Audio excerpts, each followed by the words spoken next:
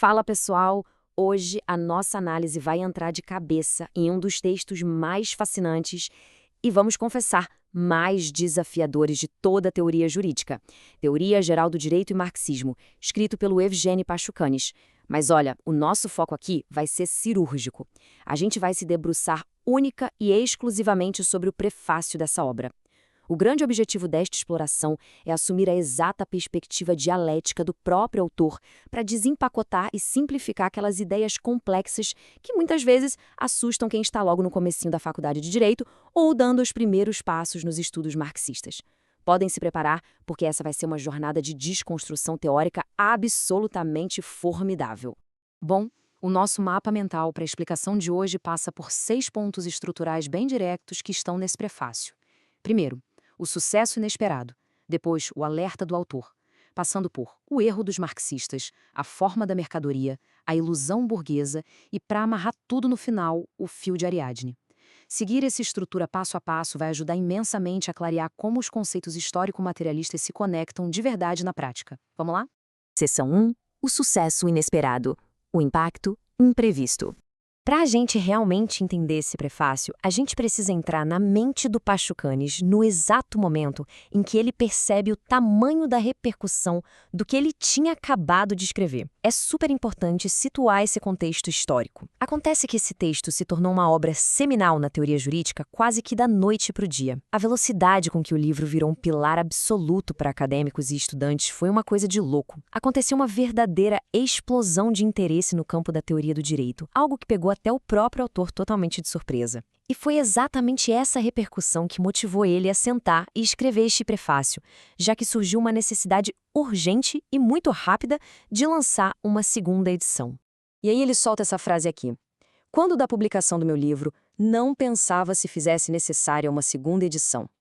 Pensa bem sobre isso. Essa confissão revela muito sobre a intenção original da obra. É fascinante e até refrescante notar a extrema humildade intelectual do Pachucanes logo na abertura. O livro nasceu puramente como um esforço de clareza pessoal dele. Era uma investigação em andamento. Ele nunca quis criar uma doutrina acabada, fechada numa caixa e blindada contra críticas, mas sim um ensaio para explorar ideias.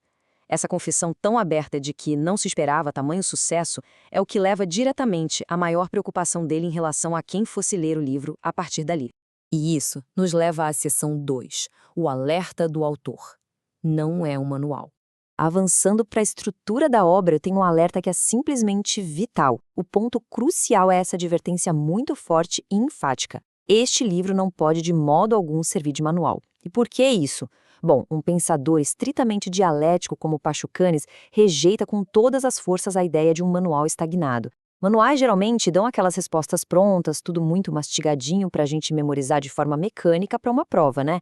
Mas a crítica jurídica marxista não é assim. Ela é um processo orgânico, é viva e está em constante evolução. Transformar esse texto dinâmico num manual definitivo seria basicamente asfixiar e matar a essência de todo o método histórico dialético.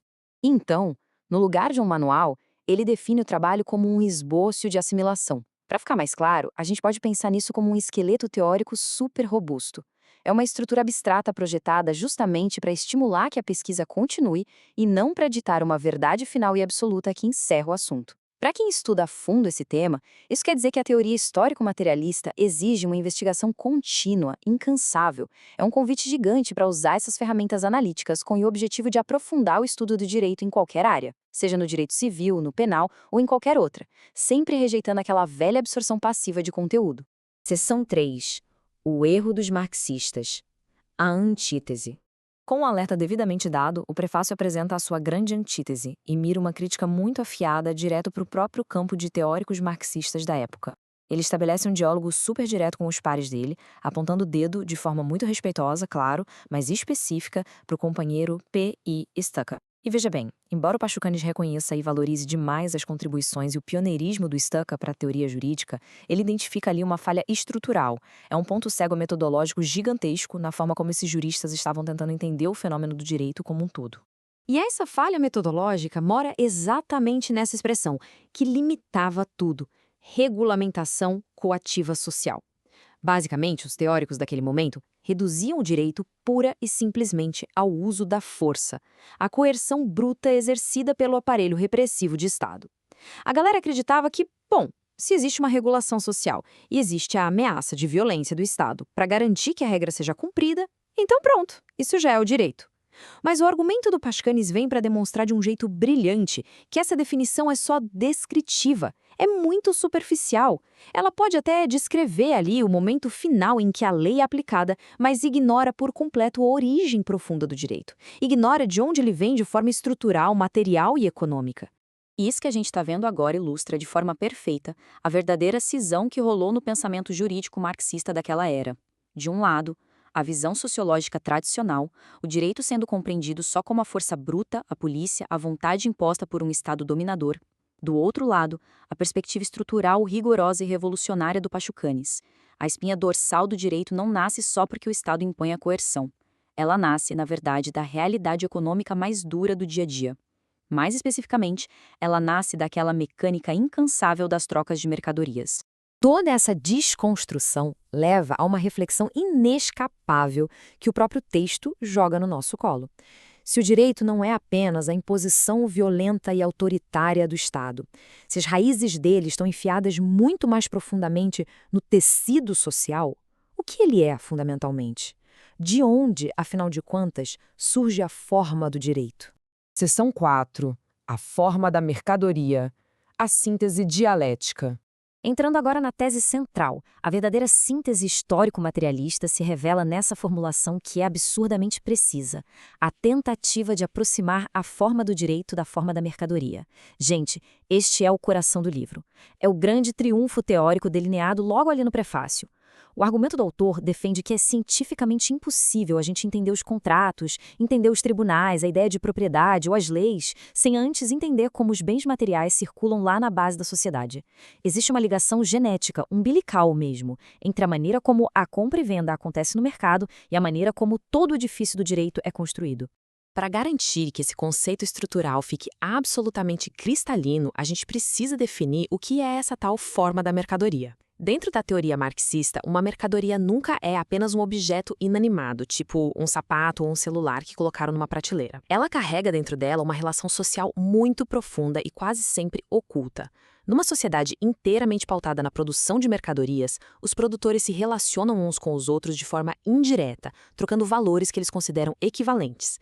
A gente tem uma sociedade inteira fragmentada em um monte de agentes independentes que só vão se encontrar e se conectar juridicamente lá no momento exato da troca no mercado. Acompanhando essa lógica passo a passo, a dinâmica dialética se mostra por inteiro para a gente.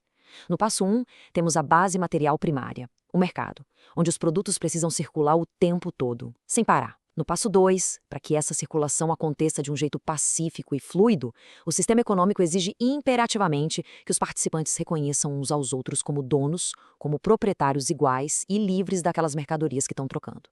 E, finalmente, no passo 3, é essa estrita necessidade econômica que vai gerar e moldar toda a superestrutura jurídica. Sabe aquele conceito fundamental de sujeito de direito? Aquele indivíduo cheio de livre-arbítrio, direitos civis e igualdade perante a lei?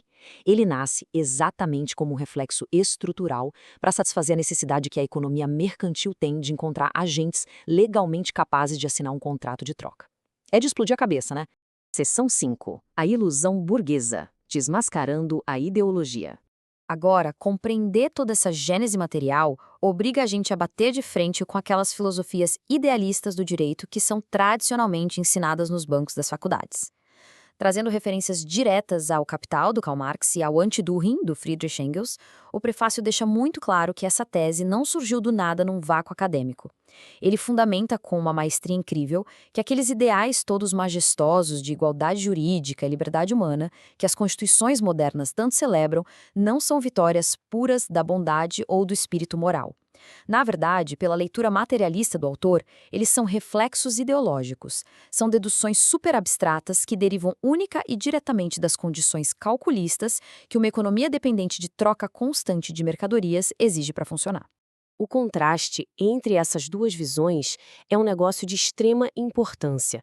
A ideologia burguesa clássica, ali representada no lado esquerdo, ela exalta aquela capacidade inata de autodeterminação do indivíduo, sempre defendendo uma igualdade abstrata que fica pairando sobre a sociedade como mágica.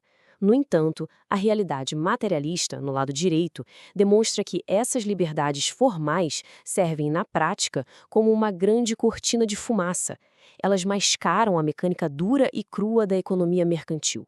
Segundo a obra, a igualdade jurídica se consolida predominantemente para que a exploração, que fica materializada ali na figura do tal contrato livre de trabalho, possa ocorrer de uma maneira estruturalmente legítima e sem nenhum obstáculo legal barrando o caminho.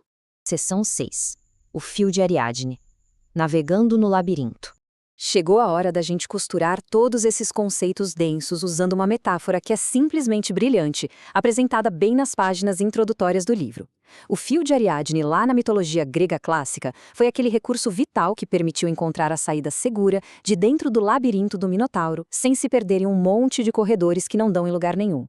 Para o Pachucanes, nessa nossa análise, manter sempre em mente a relação orgânica, inseparável entre a forma da mercadoria e a forma do direito é o nosso autêntico fio de Ariadne do método marxista. É o princípio metodológico soberano que vai guiar o nosso raciocínio para fora do labirinto dessas teorias burguesas do direito. Teorias que, na maior parte das vezes, ficam andando em círculos, são puramente normativas e completamente descoladas da realidade da produção material da vida. Recapitulando de uma forma bem incisiva tudo de mais poderoso que a gente consegue extrair desse prefácio monumental, nós temos 4 pilares metodológicos que são essenciais.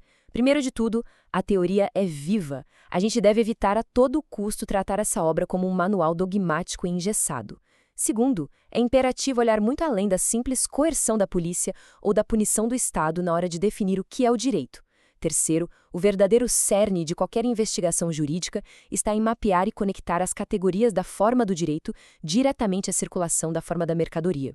E quarto, ao utilizar e dominar esse conhecimento metodológico histórico-dialético, a gente ganha capacidade analítica para desmascarar de vez a narrativa e a ideologia burguesa dessa igualdade e liberdade puramente abstratas. E a nossa exploração se encerra hoje com uma provocação profunda, baseada exatamente nesse formidável arcabouço teórico.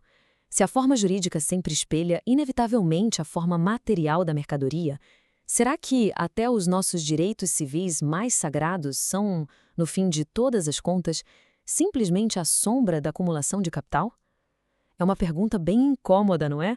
Mas é o tipo de pergunta que transforma radicalmente a forma de enxergar qualquer sistema legal.